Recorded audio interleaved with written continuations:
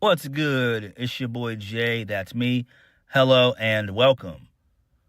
We're going to discuss AEW Dynamite, Maximum Carnage from January the 15th, 2025.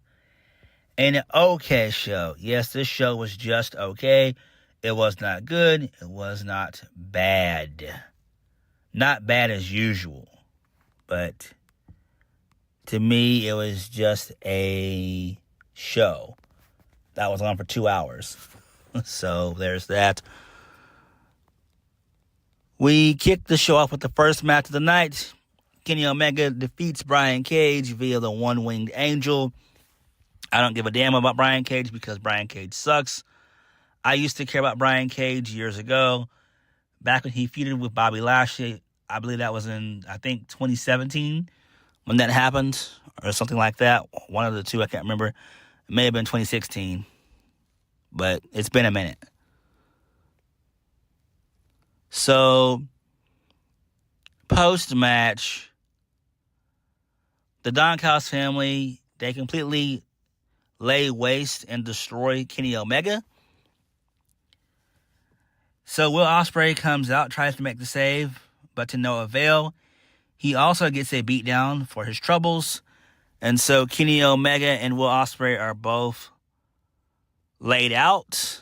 And I'm guessing this is going to lead to a tag team match, that being Kenny Omega and Will Ospreay versus Kyle Fletcher and Tanosuke Takeshita. I guess that's where they're going with this stuff. Do I care about this? No, I really don't give a single damn about this because I just don't care. I don't. I like Kenny Omega. He's okay. Will Ospreay is okay. But where's this going long term? Where's this going long term? We'll have to wait and see. Moving on. So we get a video package talking about MVP. MVP talks about being a managing expert, and the importance of getting back into the ring to help us fulfill the Hurt Syndicate's / Hurt Business mission of hurting people. Okay, that's fine, I guess. Moving on, so we get a New York Minute from Chris Jericho. He hypes up the lame 12-man tag that's going to happen this Saturday on Collision. People online toward Tony Khan a new asshole, and rightfully so, because it's lame. It's stupid. I've said for months now that Collision is now the new Rampage. And it has been like that for a little over a year now. It's been like that. Ever since Phil Brooks, a.k.a. CM Punk, ever since he left, the show has gone to shit. Let's just call a spade here. That's just what it is, you know?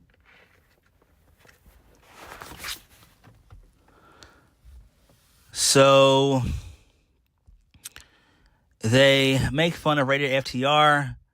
They guarantee that the Learning Tree and the Death Riders are going to be on the same page. I don't care about any of this shit. None of it at all. Moving on. So Ricochet, he's out next. I don't care about this either. So they give Ricochet the New Day / Dominic Mysterio treatment. They boo him pretty loudly.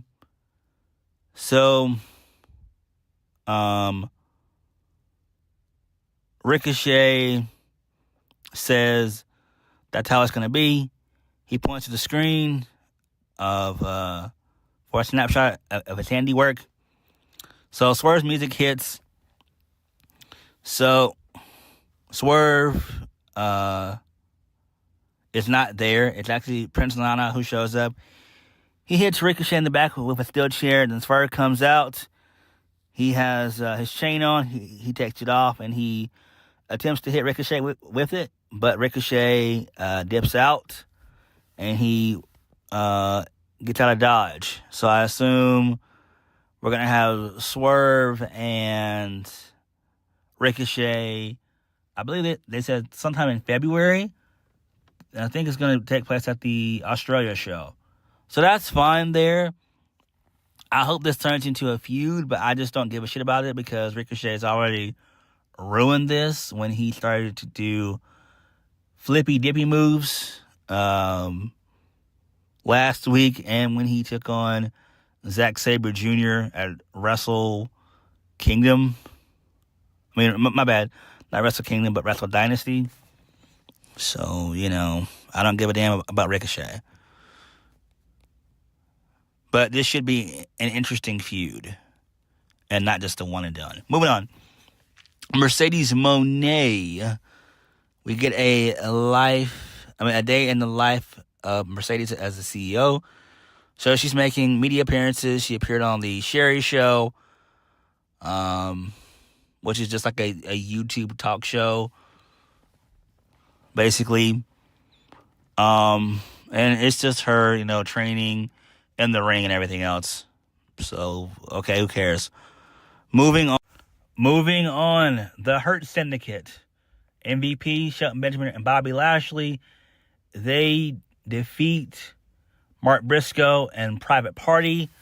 Shelton Benjamin gets the win via a super kick. Yes, a plain in-your-face super kick. 1, 2, 3. It was funny, too. It was. I was like, wow, just a basic super kick? That was it. It was no pay dirt, which is basically just like the jumping flatliner that he used to do when he was in WWE. But he won via a random super kick. That's how he won the match. So that's funny there. This is fine. It's not really all that important. So there is that. Moving right along. So, rated FTR, we get a video package.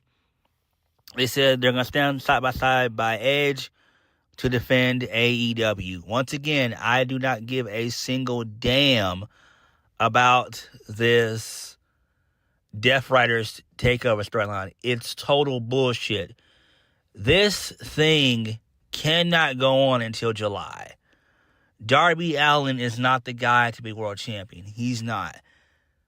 And I know that he got written off TV to go climb Mount Everest, but this storyline here cannot go past Revolution. Edge must be the guy to dethrone Darby. My bad. He must be the guy to dethrone Jon Moxley. My bad. I'm so sorry about that. That shows you how much I don't care about the storyline. I just don't care about it. It's lame. It's a waste of time. It's stupid. It's dumb. Fuck it. Just drop it. Just drop it. This thing has got to end at Revolution. I'm sorry.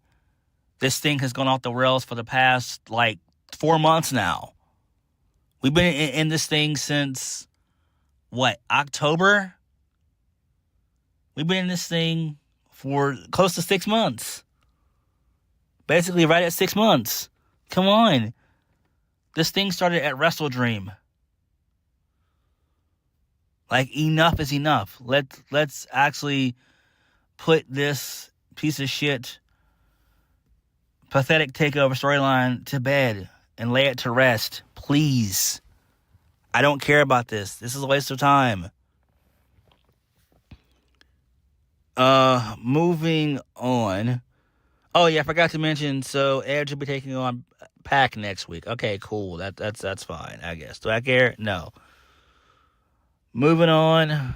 So Jeff Jarrett comes out, and him and MJF, they had a promo segment, and it really wasn't all that good, if you ask me. It didn't get good until the end. It took too long for it to happen. This is close to about 10 to 12 minutes. A little bit too long. We could have done this in about, I don't know, maybe at least 5 minutes. At best, 6. So Jeff Jarrett comes out. He gets on the mic. He talks about how humbling the past few weeks have been for him. So MJF, he comes out. He cuts him off.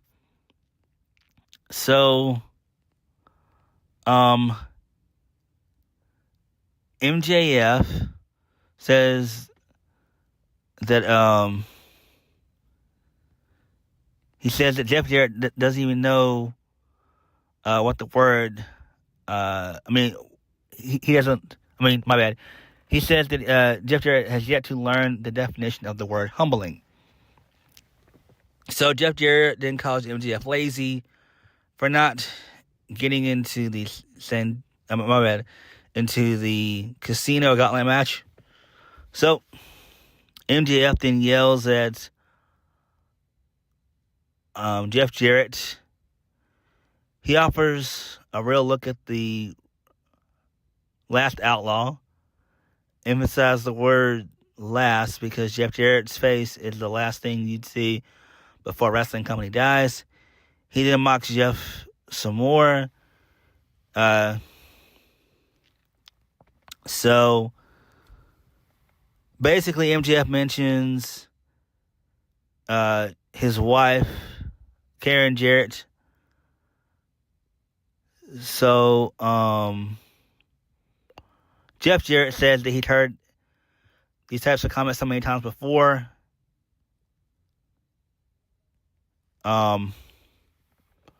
So the two of them, they just banter back and forth. And Jeff Jarrett calls MJF a scumbag, and the crowd chants that he's our scumbag. He talks about MJF's parents. So they continue to go tit for tat. He calls his mom, MJF's mom, basically a whore, basically. So Jeff Jarrett calls MJF a one-trick pony. MJF responds by saying that he's not scared and that he didn't need anyone to make him. MJF made MJF. He talks about what has happened since he was the king of the mountain, saying that he's the one who should be thanked for so much of AEW's success. People have since put his name in the mud, treating him like he's nothing. He would love to put them all in their place, but he has to wait in line for people like Jeff Jarrett.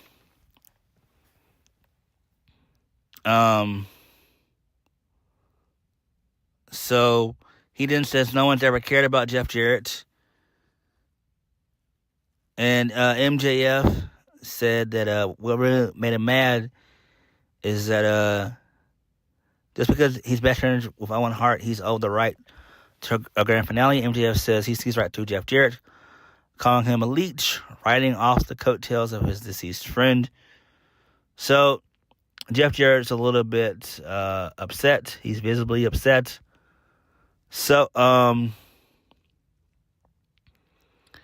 basically, the two of them come to blows, basically, and security breaks it up. Karen Jarrett comes out, and MJF uses her as a shield, and then he throws her back in the ring, and then he bounces out, and that was it. This was a little bit too long for me. It was okay, tit for tat is basically like what it was, but again, Jeff Jarrett is right. MJF is a one-trick pony. I used to like MJF back in like year 1, year 2 of AEW, but for the last 3 years, MJF has been basically the same old, same old. He has not improved in his character work at all. He continues to be a shit heel, and I'm tired of that. That to me is annoying, and I'm over it. I feel like we should have gotten babyface MJF. A legitimate babyface is what we need from MJF. Not like a Cody Rhodes or John Cena babyface, but like a real serious babyface. But MJF is too afraid to do that. So it is what it is. Do I care about this feud? Not so much. Not so much. I'd imagine this is probably going to happen at Revolution. But I don't know. We could have this. We could have match 1 at the Australia show. We could have it like that, match 1, and let's say MJF wins match 1, match 2 at Revolution, Jeff Jarrett wins that one.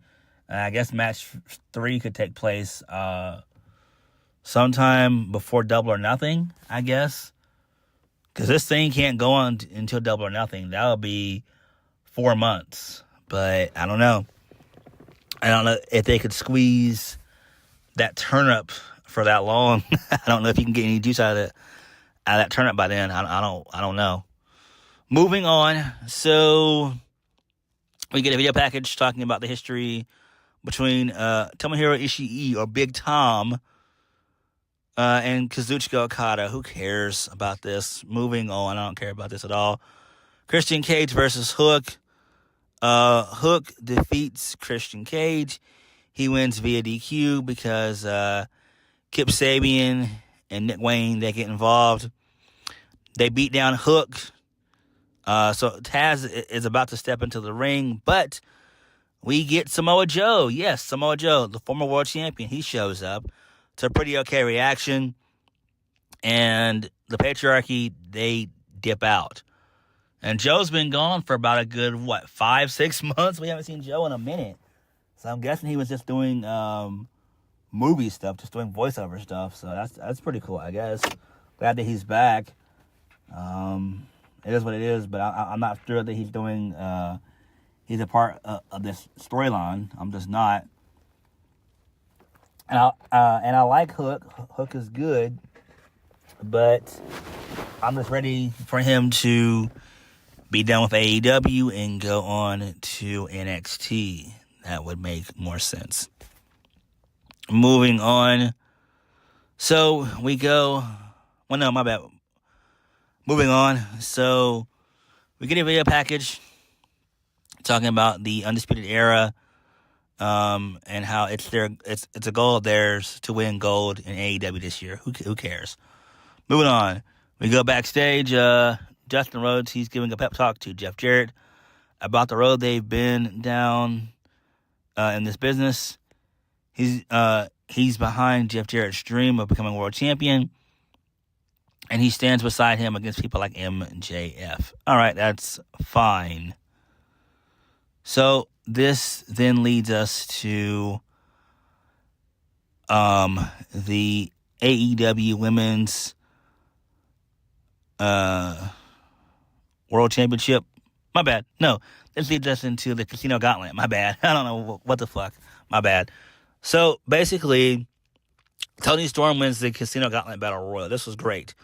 Megan Bayne, her sexy ass, she made her re-debut. They mentioned how she was on Dark Elevation years ago. So I'm glad that she's there. So I'm glad she got a pretty decent reaction.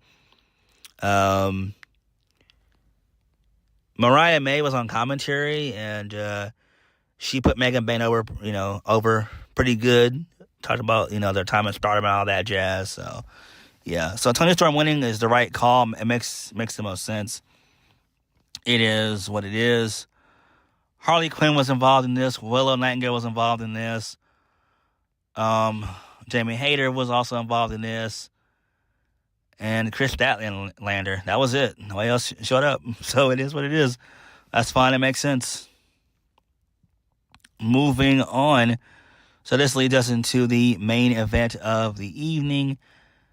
That being Will Hobbs versus Jon Moxley, a.k.a. the Clown Jon Moxley. That's just me just joking around. But no, Powerhouse Hobbs versus Jon Moxley. Jon Moxley put Powerhouse Hobbs to sleep. The match was pretty okay. Hobbs did well in this. He really beat the shit out of Jon Moxley. He overpowered him a good bit and everything. But he got put to sleep via the Bulldog choke that Moxley does. He hit the Death Rider. And, my bad, the Paradigm Shift, he hit Hobbs with that. Hobbs kicked out. Will Willa Yuta, his sorry ass came in there and did the Busaiku knee. Hobbs kicked out of that. Hobbs also bit the ear of Moxley. So he channeled his inner Mike Tyson, which was fucking awesome. So he bit it. He bit his earring off, which was crazy. I'm like, damn, Hobbs, what the hell are you doing, bro? He's channeling his inner Mike Tyson. So post-match, the Death Riders, they beat the shit out of Powerhouse Hobbs. They stomp on his knee, on his leg again with the steel chair, that being Claudio. He did the stomp, and then Ready FTR, they came out way too late, and then the Death Riders cleared the ring, and that was it. That's it. And again, I don't care about this. I just can't bring myself to care about this. I don't. I'm over the Death Riders takeover storyline. It's been a failure. It's been a massive fucking failure. But it is what it is. The show itself was okay. Samoa Joe being back, returning, that was great. That's good. So that's cool. They're setting up Swerve and Ricochet in 3 weeks. That's all right.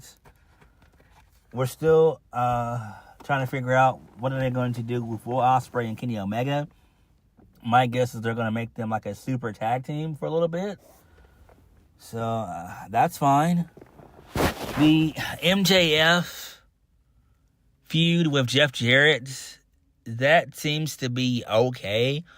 We'll have to wait and see how that plays out. This is just the second week. So we'll see how it all plays out. What did you guys think of Dynamite? Like, comment, subscribe.